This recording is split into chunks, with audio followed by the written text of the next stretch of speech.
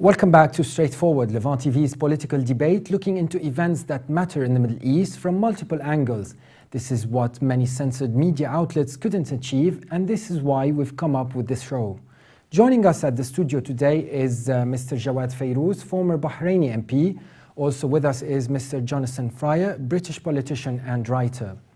We will be joined over the phone later by Dr. Ali Ali Faraj. So let's start our discussion with Mr. Jawad Fairooz. Mr. Jawad, welcome to the show, first of all. Thank you. And you're a well-known opposition figure, ex-MP in Bahrain. And along with the 29 other Bahraini citizens, you had your Bahraini citizenship revoked. The same applied to your brother Jalal Fairooz, also ex-Bahraini MP. So tell us briefly about the circumstances that led to this, and how could this be assessed from a legal perspective when it comes to revoking someone's citizenship in Bahrain? Thank you for inviting me in your program, and I think unfortunately this is the case whenever you are living in a dictatorship regime like Bahraini regime, that even you are ex-MP or you are being elected for more than 10 years. For my case, for example, I was elected councillor for 4 years, then MP for more than 6 years. But even though when the uprising in Bahrain started with the Arab Spring, especially in 14 February 2011, a couple of months, I was being detained, tortured, and they took me to the military court. And at the end, I found myself that either I have to be loyal to the regime and accept the dictatorship, or I have to stand with my beliefs and my peoples for their freedom, for the democracy, and so on. So you had the choice. I had the choice. And I think in detention center, this was clear that a message from them, either I have to change my position and instead of support the people, support the ruling family and what they are doing and dictatorship, or I have to find the sequences out of it. And I knew from the beginning this is a roadmap that I drew it for myself to continue at the end, stand for my democratic values and beliefs. So they took me to the military court, they took me to the civil court, and earlier they attacked my house twice by cocktail Molotov, and all was the clear messages, but I was resisting all this. Could you identify the sides? Because I read reports where they were masked people, they were civilians, they weren't even in military uniform or police uniform. Yes.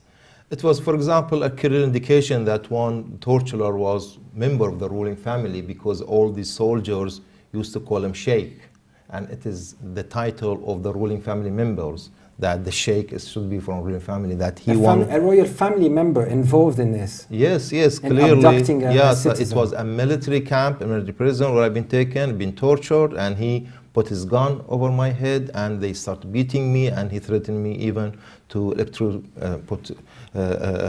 electrical shock if just he wants me, you know, to admit that I am agent of Iran, for example, and so on. So at the end, I found out I've been targeted.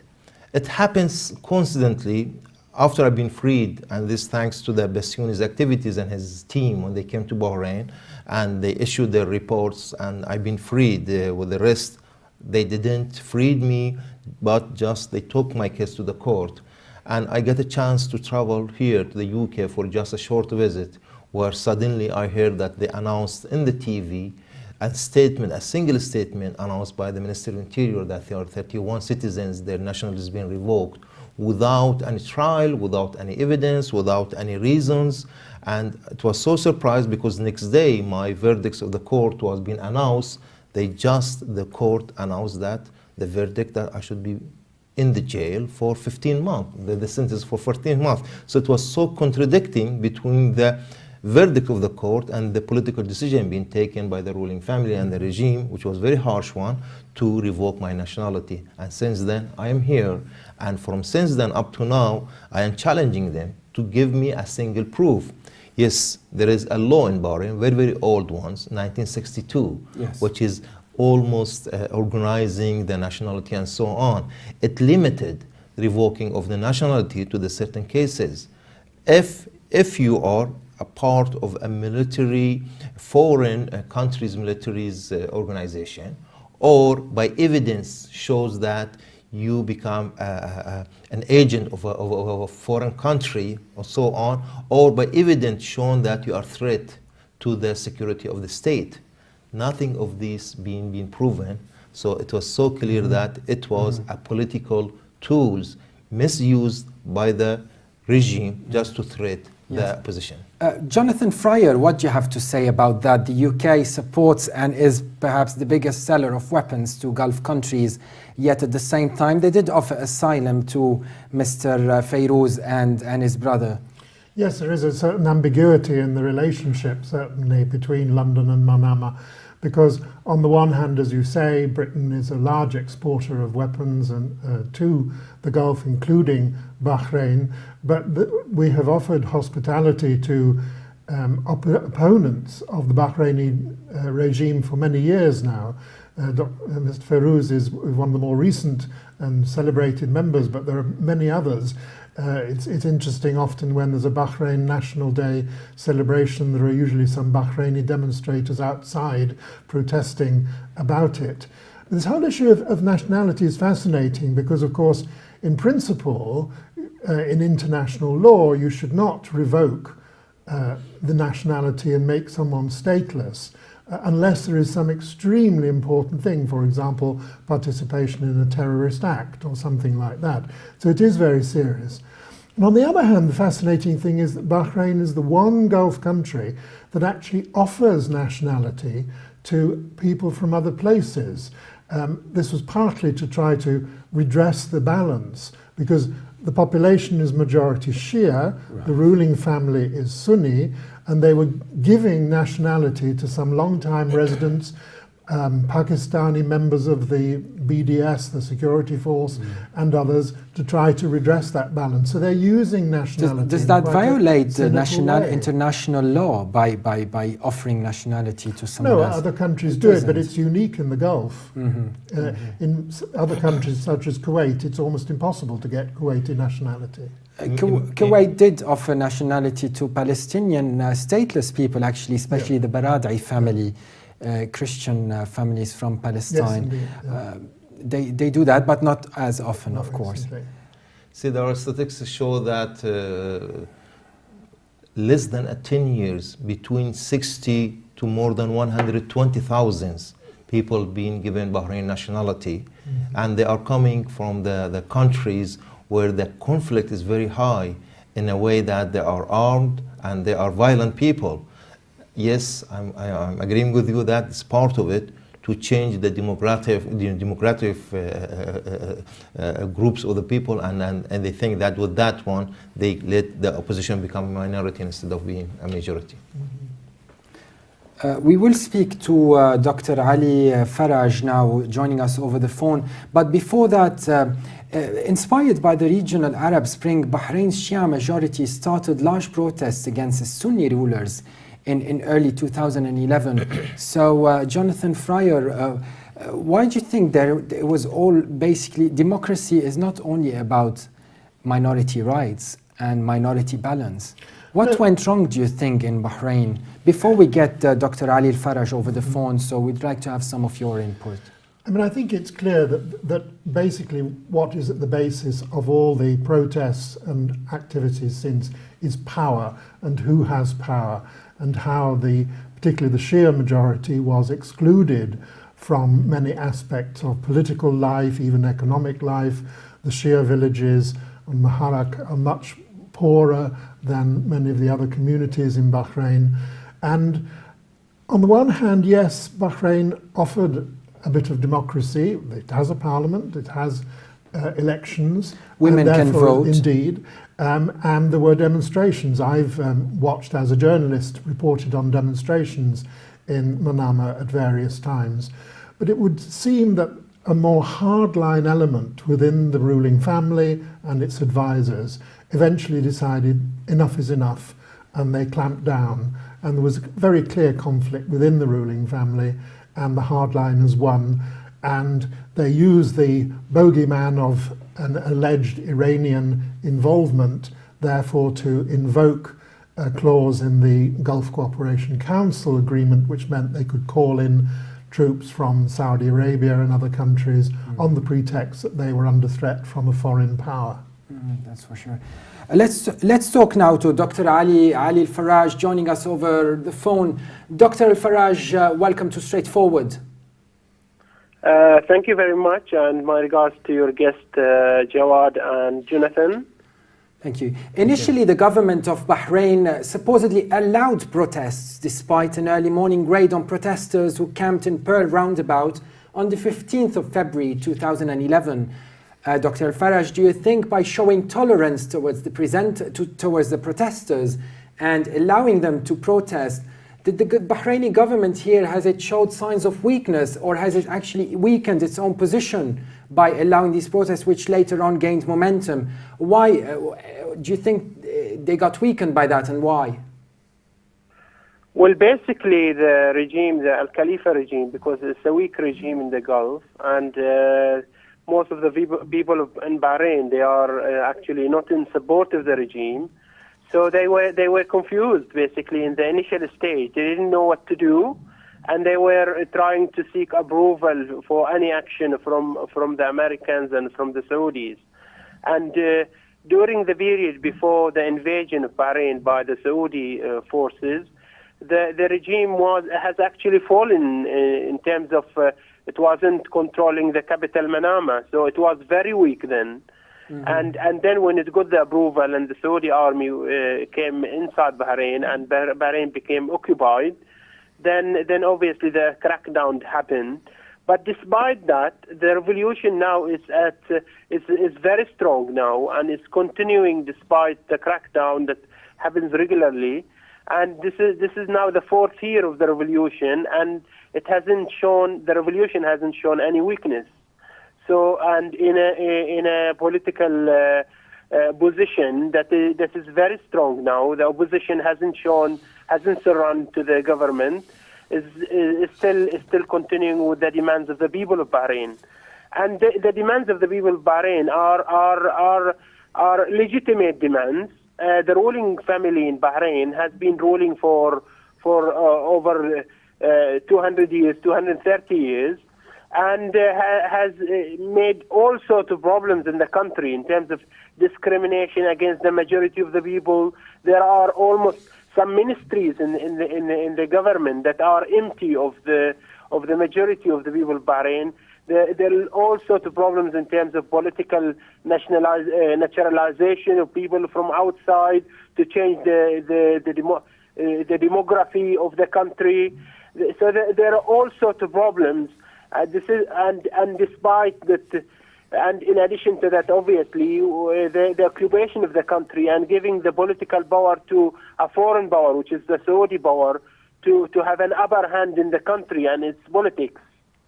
So people in Bahrain, they have no voice in such a regime, and this is the main problem why the revolution started. Dr. Al-Faraj, it's a similar rule in Kuwait and even in Qatar, in the UAE. So why Bahrain? What was the fueling element? We know very well that it was a little bit of a sectarian motive there between the Shia and a minority of Sunni rulers being on the monarchy. Well, basically, Bahrain is different from the Gulf country. I mean, it's similar to other Gulf countries in terms of the presence of limited democracy. I mean, Kuwait has a better. They have a parliament, and they have other GCC states. They have basically, although there isn't democracy in these countries, but that the regimes they haven't gone so far with the discrimination against the majority of the people. They haven't obviously there are violations of human rights in Saudi Arabia and other Gulf countries, but they haven't done these violations to the degree that there are Bahraini citizens are not allowed to live in certain cities in the country. It's like an apartheid state. So it's there are all sorts of violations in Bahrain that made the people of Bahrain to decide for the revolution. The other thing is that the political naturalization of people coming from outside gave the signal to the people of Bahrain that this regime wants to change the demography, and they will be marginalized. And it's a matter of existence, a matter of identity of the people of Bahrain. And this is the reason why the revolution in Bahrain has been, and the uprising has been the strongest in the Gulf region. Mm-hmm. Can I get Jonathan Fryer here with us at the studio, maybe to talk a little bit about the sectarian motives in Bahrain, and if you can stay with us on the line, of course, and you're welcome to engage with him. Well, certainly Bahrain is unique in the Gulf in that it has a majority Shia population, and certainly if one goes into Shia mosques, as I've done in Bahrain, you will often see portraits of the Ayatollah Khomeini and other Shia figures. But I think it would be wrong to see this entirely as a sectarian conflict. It's been portrayed by that very often by the media and by some of the people in power. But it is much more about the majority of the population who feel that they have the right, or should have the right, to a share in the country's wealth and in the power, and to have opportunities in jobs of various kinds which they don't have. And there isn't really a sectarian conflict in the sense of a religious conflict in Bahrain. There are political conflict, which happens to be largely, but not entirely by any means, between two different branches of Islam. Jawad Fairooz? Yes, just a small comment. I believe Bahrain's regime is unique in the world in a way that combine all these negative characteristics in any dictatorship regime. It exists in this regime. If I can list it: dictatorship, applying discrimination, applying the naturalization, applying the torture and continuing torture as systematic torture, applying clearly apartheid or cleansing nowadays, continuing that the entire the world in the hand of the ruling family, the majority, social majority becoming now a minority in the country and in the world one, feeding the sectarians and all this, inviting a foreign country to come and invade the country and crack down the majority uprising in the country. All this happened, if you can list them, never happened in any regime in the world. You're talking about inviting Saudi Arabia. Saudi Arabia is clearly that mentions revoking the nationality of the opposition, using armed forces to crack down any type of the uprising. So all this combination shows that something wrong, and this is affecting the stability, not just stability of Bahrain, this is stability of the region. And it's been so clear, this regime, because they follow up a wrong direction to impose a ruling family with a cosmetic type of the reform, not a serious reform. I've been elected a councillor, I didn't have much power to rule all the decision of the municipality councillor. I became an MP, my limited was to make better services and better financial income of the people. Did you get to do that? Did you get to? Just to this limited, but we couldn't make any changes in the political life. We couldn't have more room for the people to share the power. We couldn't question seriously a ruling family or putting them. Everyone knows. None of the ruling family been taken to the court up to now, or been tried and so on. Sure. So we don't have independent judiciary, we don't have a representative councillor or representative of elected legislation body, and we don't have clear elected government. So all this shows that without a core changes, without a serious reform in Bahrain, definitely it will affect the instability in the Gulf, which at the end it will be a negative impact of this strategical location to continue to be stable. Just before we finish this section, I would like to get back quickly to Dr. Ali Faraj before you leave us this evening. Mr. Jawad Fairooz spoke about political rights as a politician and as a minority group, someone who's not from the royal family, yet in politics. As an MD in your profession, as in your capacity as a psychiatrist, Tell us more about individual rights in Bahrain. How does having the Al Khalifa for centuries, a couple of centuries in rule, in power, affect the individual Bahrainis' morale in general, so that for all of them to go to Pearl Square and protest and want a different regime completely, want a real democracy in the country? Basically, the problem in Bahrain is that people in the ruling family, they have been brought up in a way that they are like they are the landlords, they are everything in the country, and they own the country, and people are like slaves for them. Are you talking about Al Khalifa here? Sorry? Are you talking about Al Khalifa? Yes. Okay. They were brought up like they are the landlords, and they're the owner of the country, and the rest of the people are just slaves. And they rule in this way, with this mentality. And for that reason, people in Bahrain, they don't feel they have dignity inside Bahrain, because anyone from the royal family, like if someone is killed by someone from the royal family, the perpetrator, the killer, wouldn't be taken to an ordinary court, and he might be sentenced for a year or two only by the ruling council in the. So people are not dealt with. People have no dignity, and their rights can be violated at any time. What Mr. Fairooz described of torture and inhuman treatment is just an example of that. That people could be taken from their own homes without orders from courts and be tortured, and not just in the last few days, they arrested children like 7 or 8 or 9 years old, and a woman as well from her home without any orders from court, with anything. Thank you very much, Dr. Alfaraj. Terrorize the population. Thank you very much for joining us today, Dr. Alfaraj. You are most welcome to continue watching this debate. Thank you very much again for joining us. Thank you very much.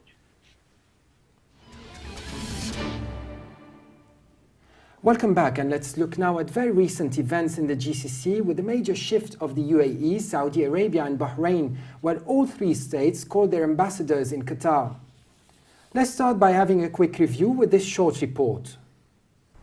Saudi Arabia, Bahrain and the United Arab Emirates have withdrawn their ambassadors from Qatar after alleging that it has been meddling in their internal affairs.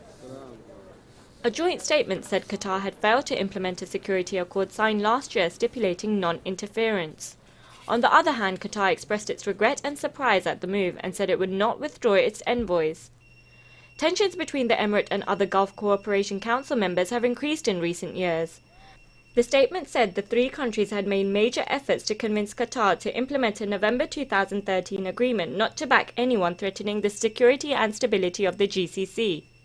Qatar, according to its Gulf members, has failed to comply, and the recall of the ambassadors from Doha was therefore necessary to ensure security and stability.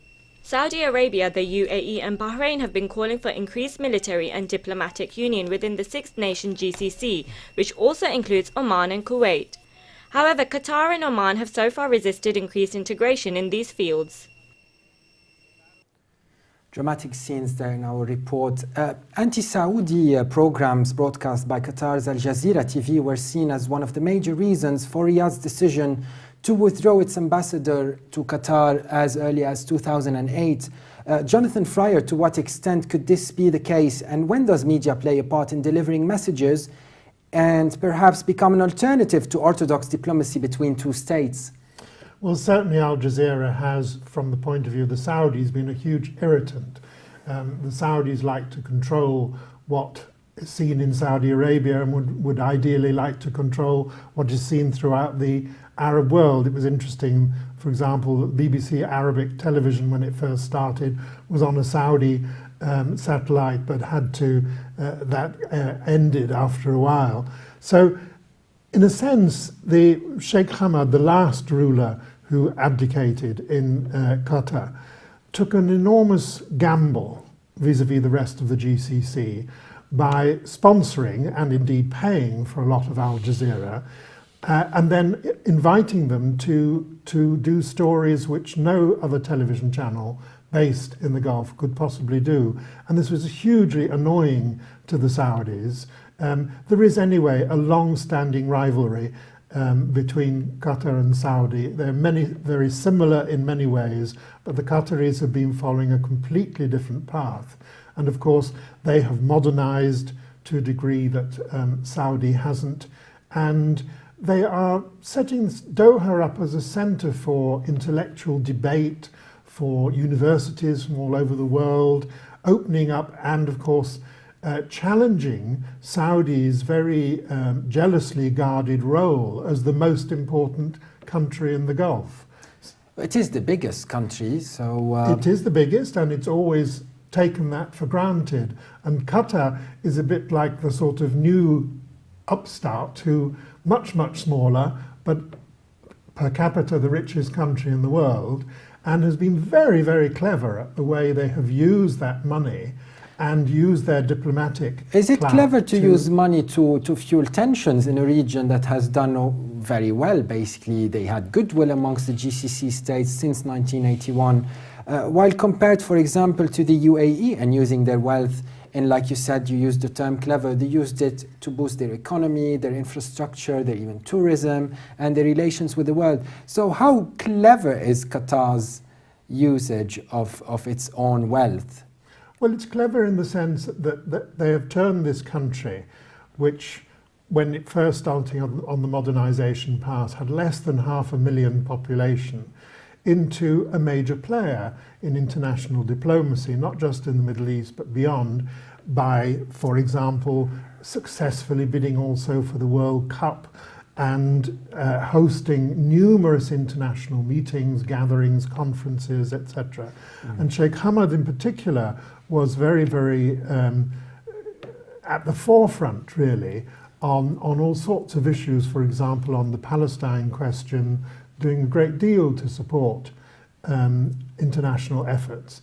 And so Qatar has really made its mark and of course has been very wise in the way it's invested a lot of its money. It hasn't just spent it, it has now got enormous resources based in the major Western economies, including in Europe. Definitely major investments in Europe, especially France, the UK and the likes.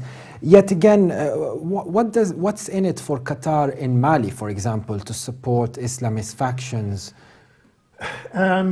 Obviously the that's not even the Arab world no, it isn't. And we might say from here it's difficult to see what the diplomatic advantages of that could be. But certainly the Qataris have supported, not only in Mali, but of course much more famously in Syria, supported groups which it feels are deserving support as groups which are essentially Islamist and which are fighting against either a regime which is secular or else another group which they don't particularly approve of. And that in a sense is the downside. I wouldn't claim that is why Qatar has managed to be so successful internationally. On the contrary, it's despite that. Let's see what Mr. Jawad Fairooz has to say about Qatar's role, particularly in the region. I believe since the previous Emir Hamad came in power, I think it was certain type of the mutual understanding and backing by the United States to little bit prepare the Arab world for the changes could be maintained that the current regime, maybe they are declining somehow, either ruling families or current governments. So I think slowly they depend on the Qatari wealth and consider to be as a base to gradually for spreading certain type of the democracy or backing certain type of the oppositions can have a popular friends in a way that they are having the majority, especially, for example, the Muslim Brotherhood started with them because at any time, if there's any change going to be, they're going to have the majority of the people in the support.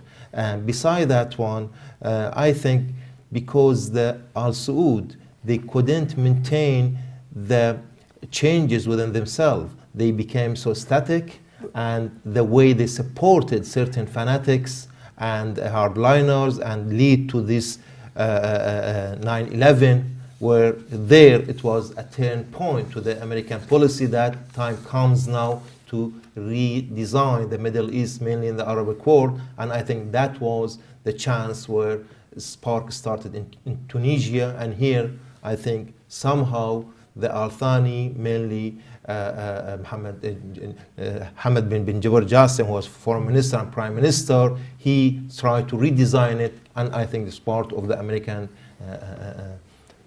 policy to find a new power to become and lead either the Sunni groups or to lead the Arabic in a way that to have a democratic type of the governments. And here the conflict comes between the power of Al Saud, who thought that the Islamic world in their hand, especially the Sunni groups, and at the same time they can maintain their power beyond the border of the Saudi Arabia, which was in conflict of the new born body within the Muslim Brotherhood and feeded strongly by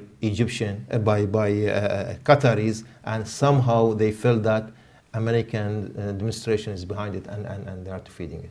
Moving from Qatari interests in the region and, like you said, trying to gain more Sunni support, be it the Muslim Brotherhood or its associated factions, let's talk about the contrasting views in the GCC. Despite calling its Qatar envoy, the UAE, particularly Dubai, wants sanctions on Iran lifted. And would you probably agree this is hardly surprising given that nearly 500,000 Iranians live in the UAE and that Dubai already benefits from a flourishing trade with Iran. So how could the UAE maintain its relations with fellow GCC states, especially Saudi Arabia, who is not in a state of rapprochement with Iran and even views Iran as a strategic threat? So there's a big difference there between the stances of the UAE and Iran and Qatar. Sorry. Yeah, UAE dealing with Iran in two different opposite ways. In economical way, they are in favor more that Iran to invest in UAE, and we all know that the Dubai becomes so rich after the break of the Iraq-Iran war, where Iranian found it is a base for them to try to make it as a transit location with the international world that they can make a trade transaction and so on. When there was complete ban over Iran, they use it at Dubai as a base. It is the gateway in the Middle East, Dubai. So economically, it is in favor of Dubai and UAE that Iran and Dubai, they're going to have a mutual interest between. Politically, it is opposite totally, because they're afraid that Iranian expansion politically, it will be opposite to the interests of the Saudi Arabia and opposite to the stability of UAE, because it is a tribal type of the government, non-elected, and because Iranian usually they are supporting certain type of reforms and elected government and so on. So I think politically it is in opposite. But and religiously, maybe even religiously, yes, but they are not much afraid because there are no, because there are no Shia in UAE much, and Bahrain is this is the other point, that Bahrain is becoming conflict with Iran mainly because the majority of the opposition are Shia, and they are afraid that they can be more loyal to Iran and affect the stability of Bahrain. I would maybe address a similar question to you, Jonathan.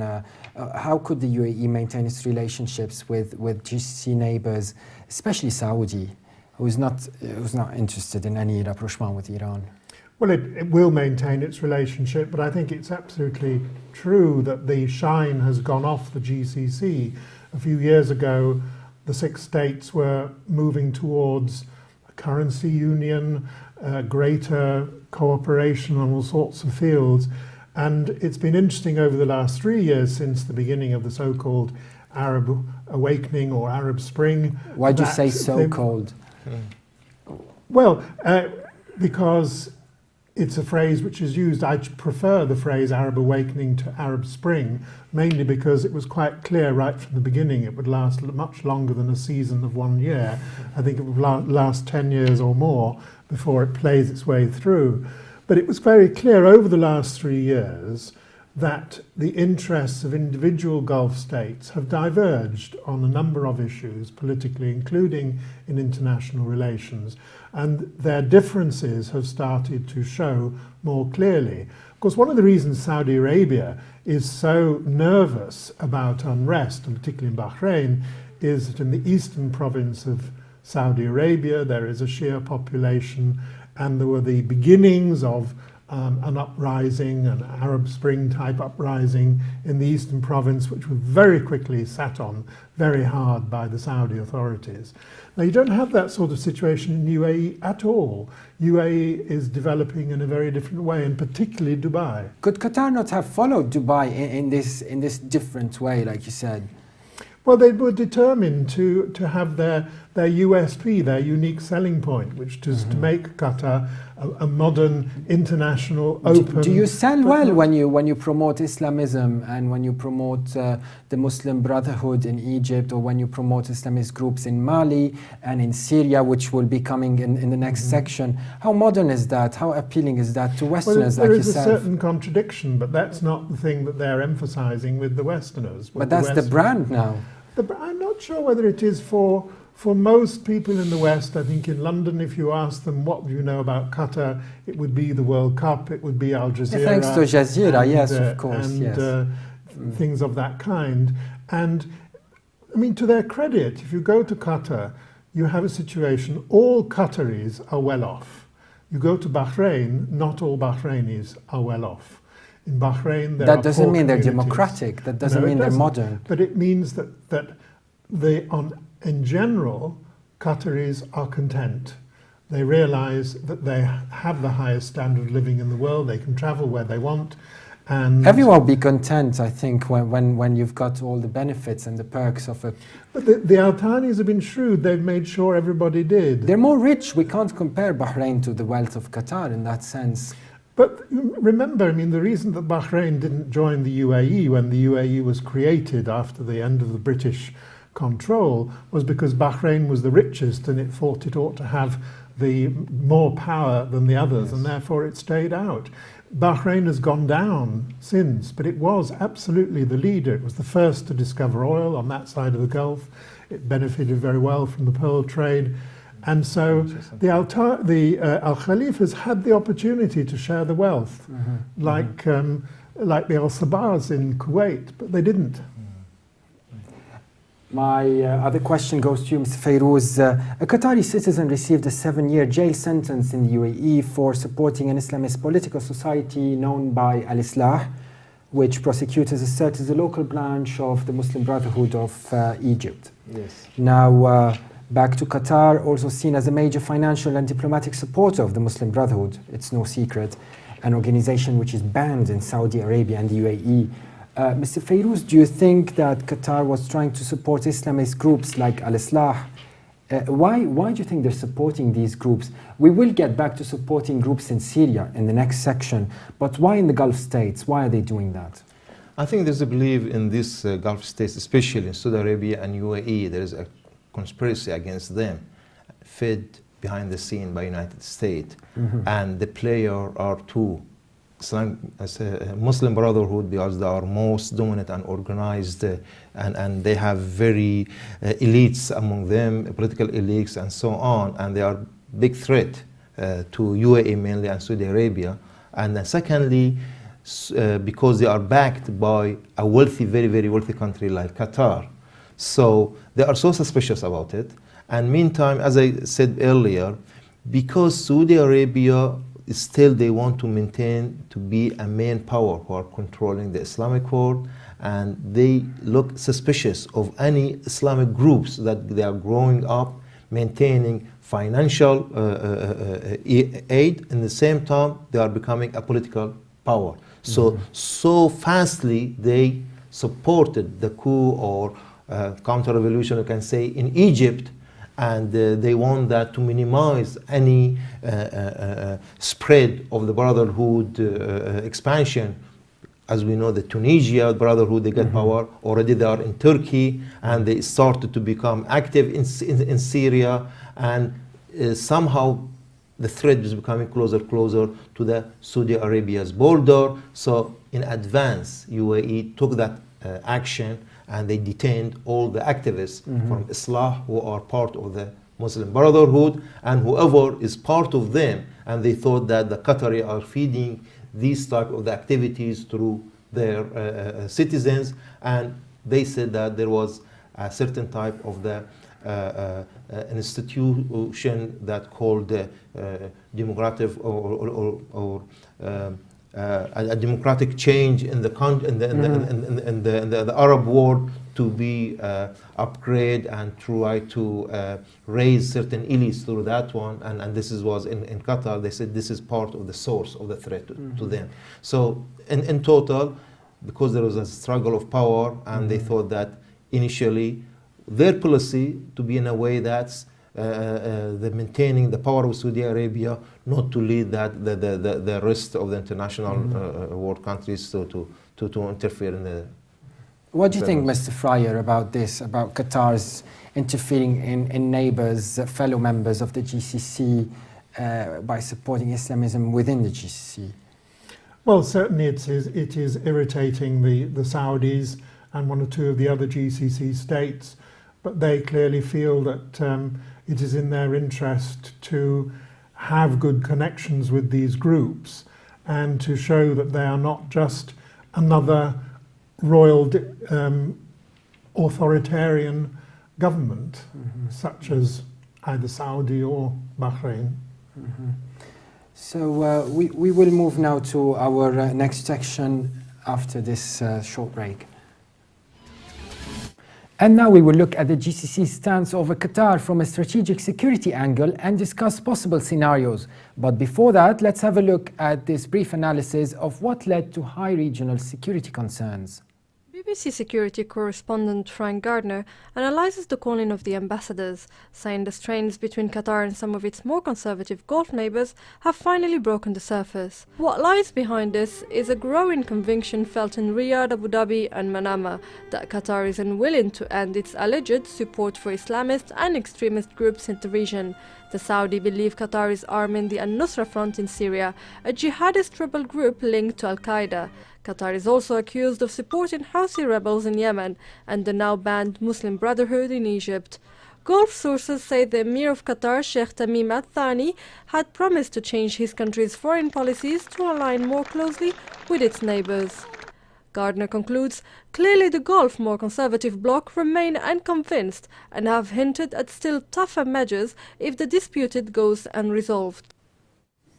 Riyadh, Abu Dhabi and Bahrain are highly concerned that Qatar is unwilling to end its alleged support for Islamist and extremist groups in the region. Let's touch a bit on Syria with you, Jonathan Fryer. You visit Qatar frequently, you go to Doha. Tell us more about Qatar's proxies in Syria. Well, certainly there are groups that the British government in particular has certain concerns over, but on the other hand... Only now, maybe?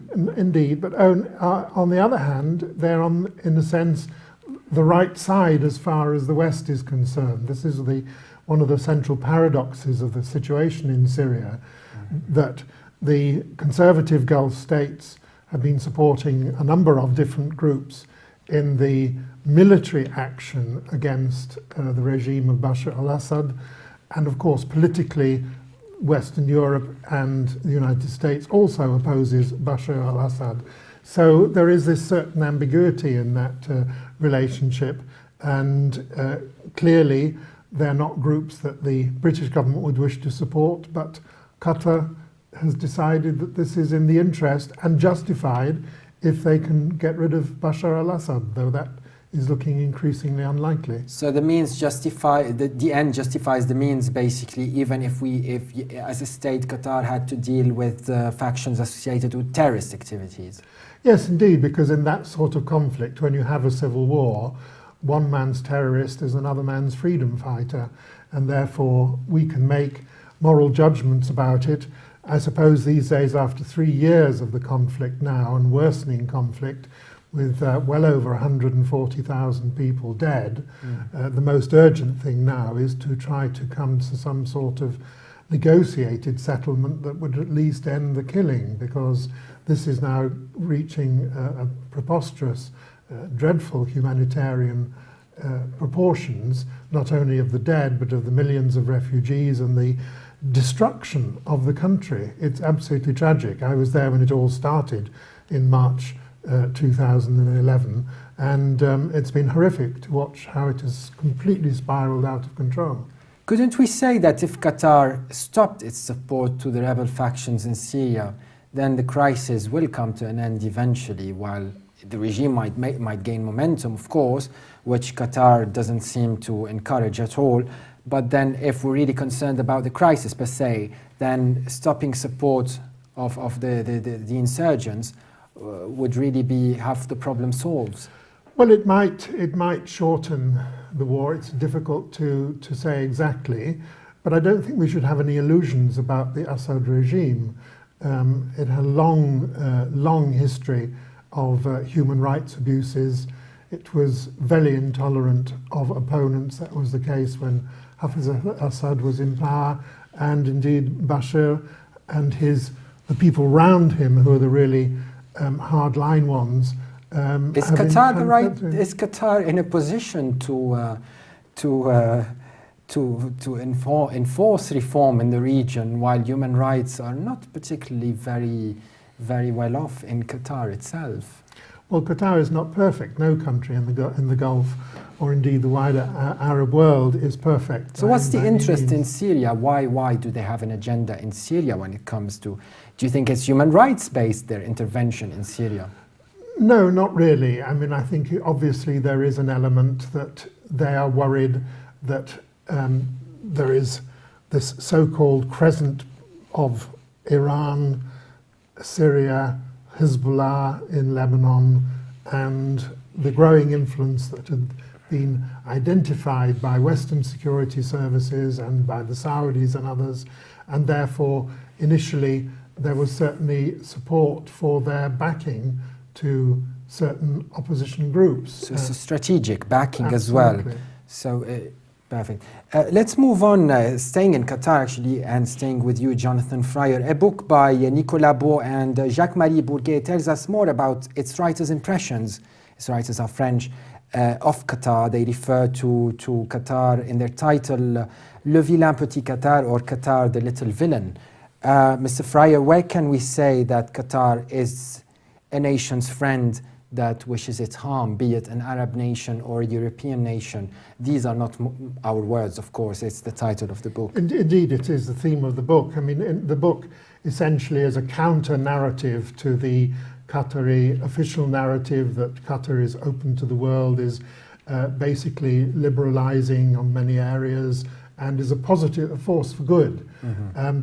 These two authors who are journalists, well-known journalists in the French press, basically argue that Qatar has been using its money to buy not only property but stakes in foreign companies, and they argue, it's their argument, not mine, by foreign politicians and other people in power by inviting them to Doha for very comfortable visits and other favors.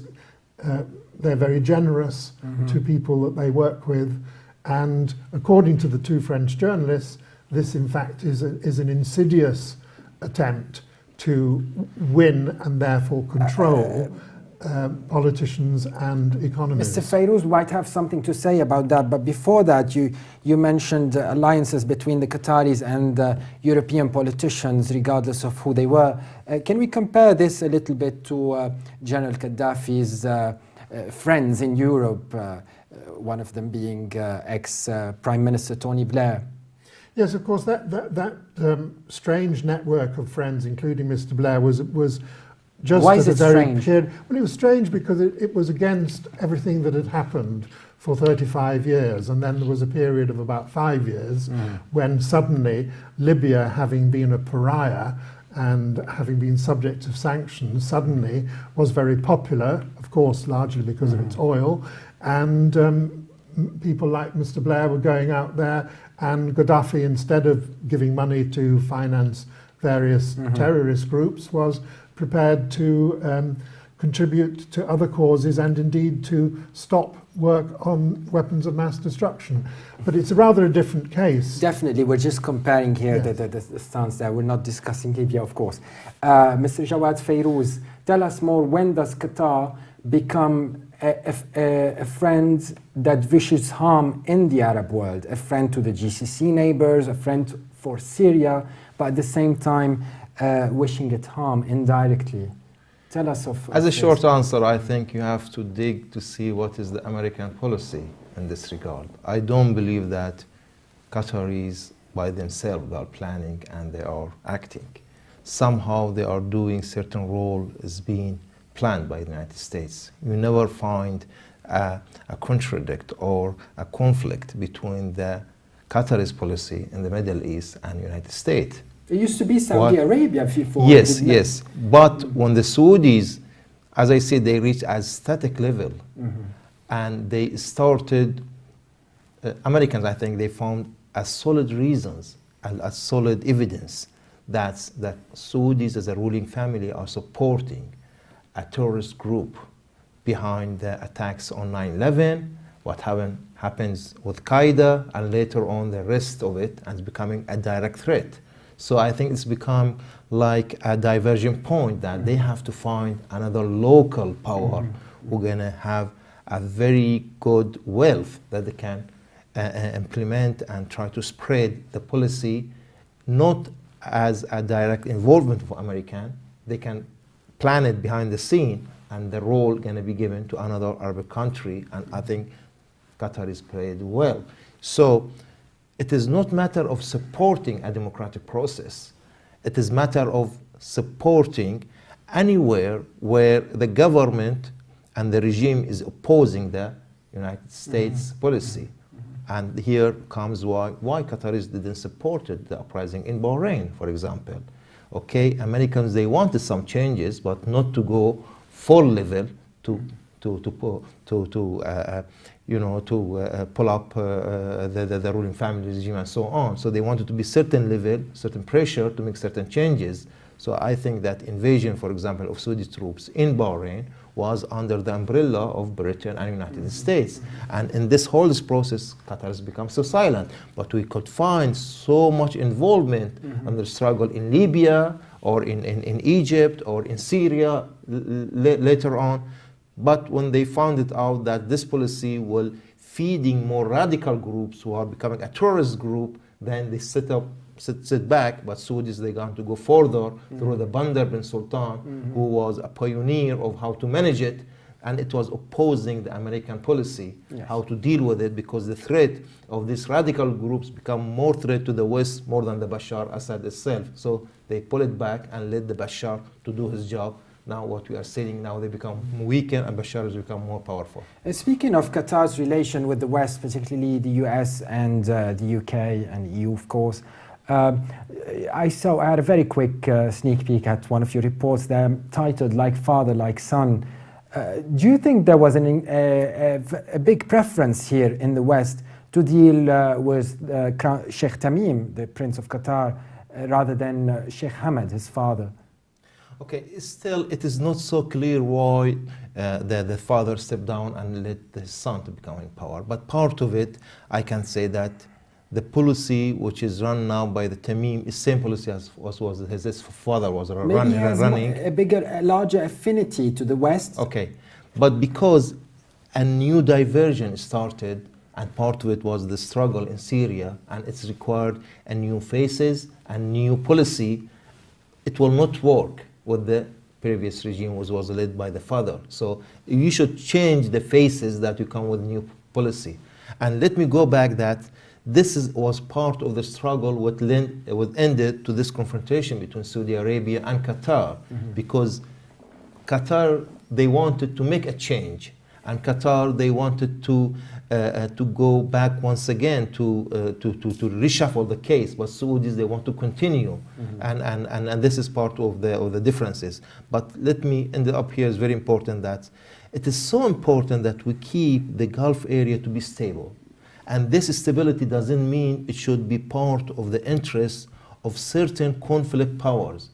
It shouldn't be part of the interests of Iranian and opposing the interests of the West of Saudi Arabia, and at the same time, in opposite way, it shouldn't be part of the interests of the Western and Saudi Arabia and become threat to the Iran. And this is the case currently, unfortunately. It could be a base of the mutual interest of all these countries. It could be a mutual base of interest of Iranians, West and Saudi Arabia. And I think easily we can find and reach a formula, political, economical formula, that here the stability can maintain and security that everyone gonna gain, not everyone gonna lose.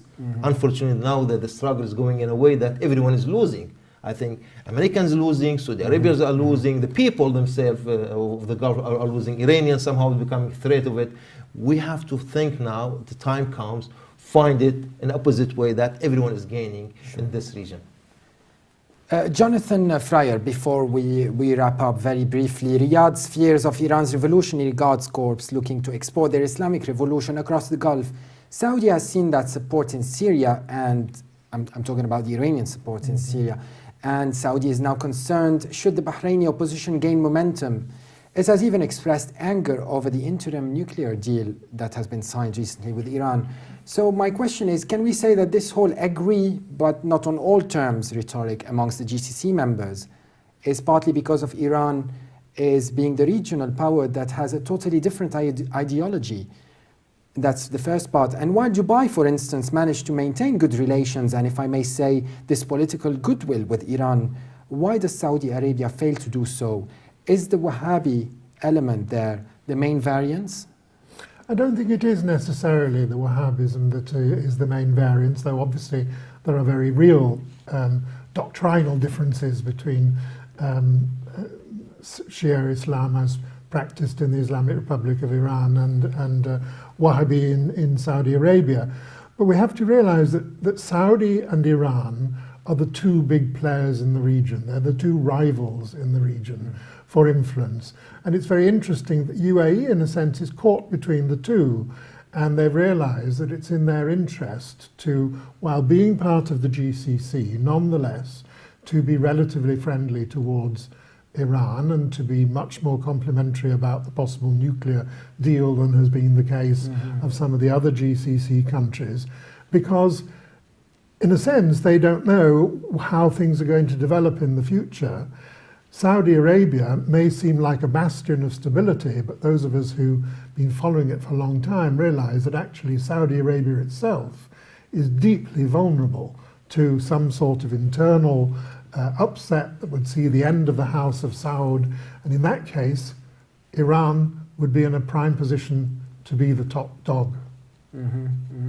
So what about Qatar? Do you think Qatar is very stable? You mentioned that Saudi Arabia, while it is confident that it is a major player there and it's very safe and stable politically, what about Qatar, whose ego seems to be bigger than its... Well, Qatar's stability is based on its gas revenues in particular. It has got enough there to keep it going for quite a long time.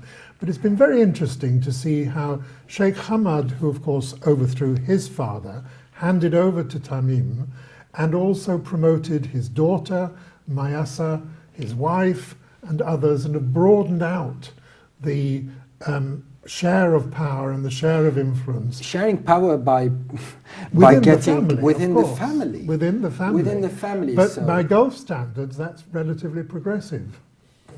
Well, okay. Thank you very much, Jonathan Fryer. Let's have a quick wrap-up of today's episode. We touched on the background and what went wrong in Bahrain.